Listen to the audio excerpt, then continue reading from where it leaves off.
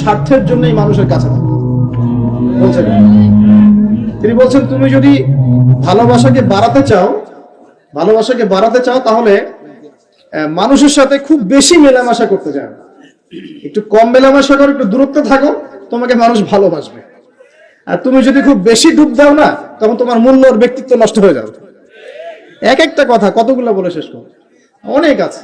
এক পর্যায়ে তিনি ফাতিমা রাদিয়াল্লাহু আনহার যে ইন্তেকাল, এই ইন্তেকালকে নিয়েও দুটো লাইন লিখেছেন। এই লাইনগুলো পড়তে গিয়ে চোখ দিয়ে পানি চলে আসছে। তিনি বলছেন, তোমাকে কতদিন দেখি না, কতদিন ছুঁয়ে দেখি না, কতদিন তোমার কাছে যাই না। সবাই বলে তুমি আমার থেকে দূরে, কিন্তু সত্যি কথা হচ্ছে তুমি আমার কলিজার ভিতরে আছো। এমন করে লিখেছেন ফাতিমা রাদিয়াল্লাহু আনহা সম্পর্কে। হে আমার প্রিয়তমা, তোমাকে কতদিন দেখি না, তোমার চেহারা কতদিন দেখি না, তোমাকে কতদিন ছুঁইতে পারি না।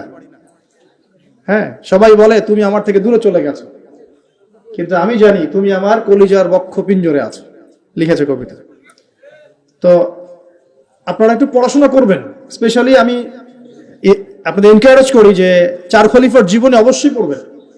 চার খলিফার জীবনী পড়বেন, সাহাবীদের জীবনী পড়বেন, তারা কিভাবে দিন শিখেছেন, বুঝেছেন, পালন করেছেন, প্রচার করেছেন, দিনের জন্য কত ত্যাগ স্বীকার করেছেন, এগুলো পড়বেন।